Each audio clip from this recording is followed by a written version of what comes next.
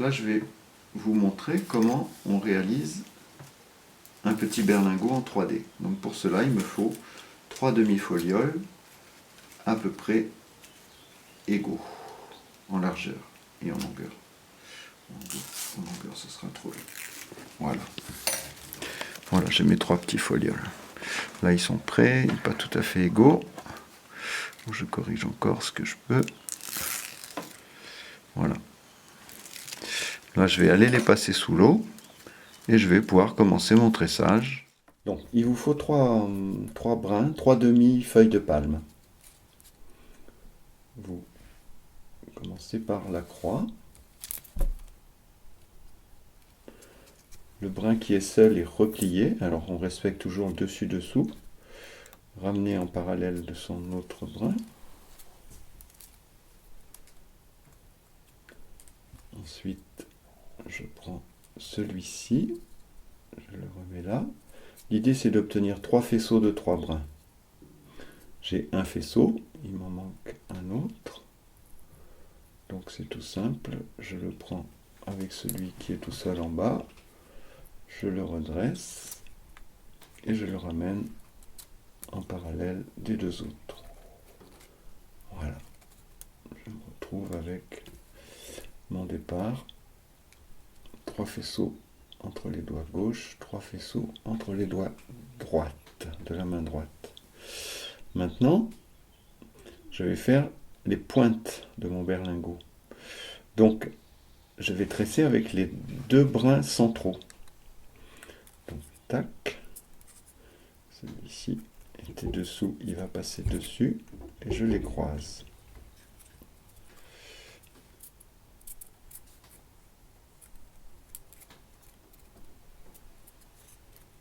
Tac. Et je fais pareil avec les voisins. Au début, je ne serre pas trop, qu'ils prennent leur place. Et toujours dessus, dessous, dessus. Là, j'ai 3 et 2.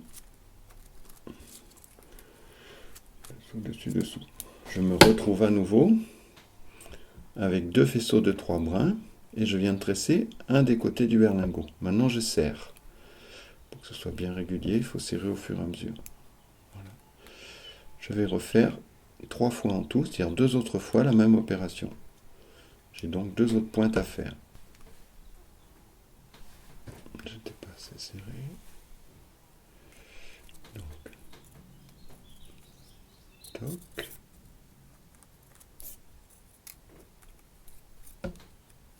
Et toc, voilà.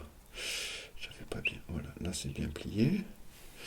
Donc je suis dessus là, je passe. Je suis dessous là, je passe dessus. Je suis là, je viens là. Donc je reprends ceux d'à côté. Dessous, dessus, dessous. Je serre. Et le dernier, dessus, dessous, dessus.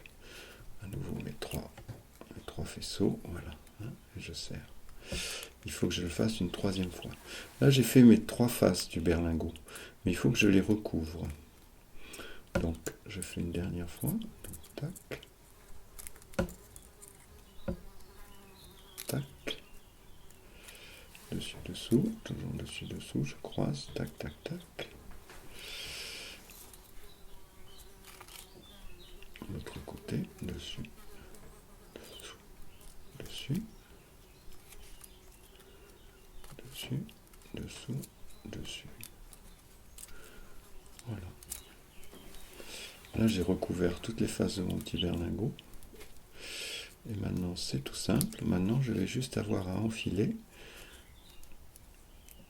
dans les faces. C'est-à-dire que celui-ci va aller là. Je ne sais pas si on voit bien. Voilà, celui-ci va aller là. Donc là, il faut bien serrer. Celui-ci va aller à côté. Donc je suis les cheminements. Je suis les cheminements naturels. J'enfile là où...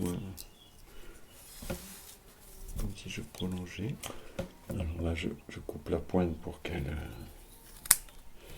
rentre bien. Et le dernier, il passe ici. Je passe deux coups.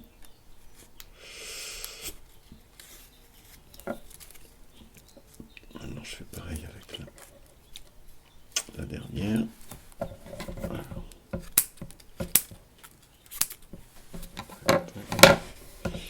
Et j'ai plus qu'à passer là.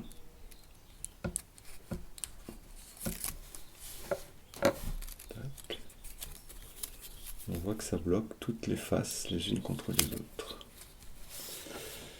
Je vais avoir réalisé mon petit berlingot hexagonal. Maintenant, je serre bien.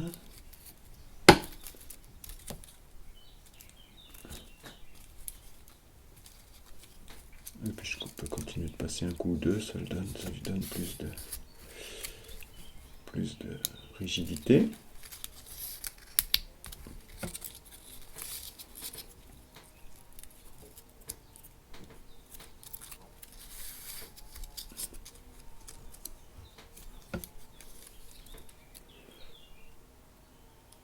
Après c'est amusant comme tout parce qu'il suffit de se laisser guider par les passages. Tac.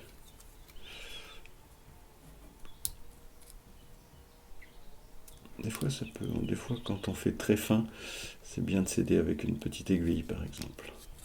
Et là comme il est un petit peu gros, ça va. J'ai pas besoin.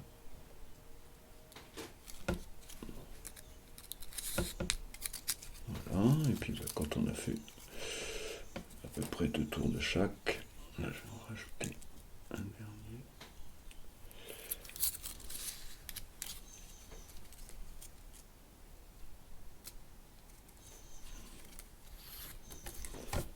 J'ai juste à couper au plus ras.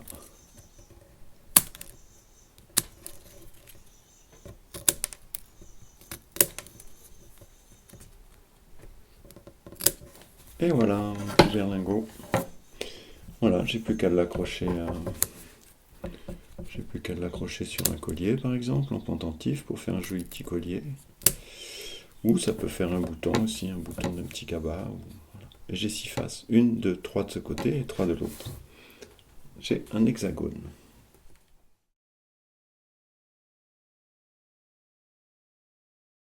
Voilà, plus ou moins petit, plus ou moins gros en fonction de la largeur de la palme que l'on a.